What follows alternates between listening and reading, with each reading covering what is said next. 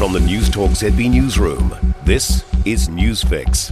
In this update, resounding calls for UN reform with the balance of power potentially off-kilter. The US makes up about 22% of the UN's regular budget, but hasn't paid its dues. Otago University politics professor Robert Patman says the US has exclusive veto rights on any resolution, and if it's going to have such perks, it should at least pay its share. There is an opportunity for the likes of New Zealand, Australia, Canada, the EU countries to start being quite robust about how the most powerful countries in the world are not doing their fair share. Police are warning they're out in big numbers this summer, and not just on the highways. Last year, 292 people lost their lives on our roads. Transport Minister Chris Bishop says alcohol and drug impairment remains one of the biggest killers on the roads.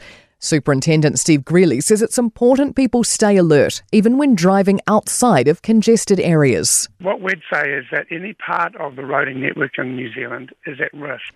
The holiday road toll period starts at 4 this afternoon and runs through to January 5th.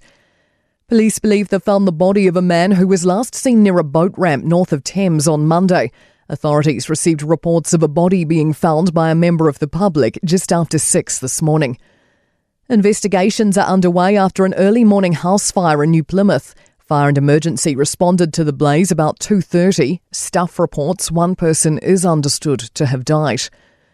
And one person's been taken to hospital after a fire destroyed a home on Christchurch's Kelly Road, also early this morning. The grass fire, which also burnt several buildings in Hawke's Bay, is now fully contained and almost out. State Highway 50 at Fernhill near Hastings is open under traffic management.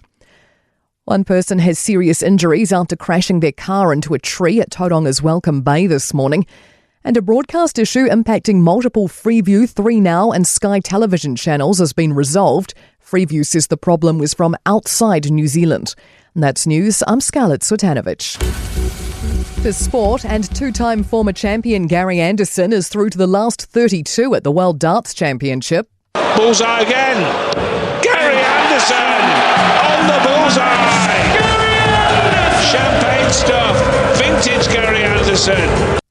Anderson's beaten Englishman Connor Scott 3-1 to advance to the third round. Arsenal are through to the semi-finals of football's League Cup after an 8-7 penalty shootout win over Crystal Palace in their quarter-final at the Emirates.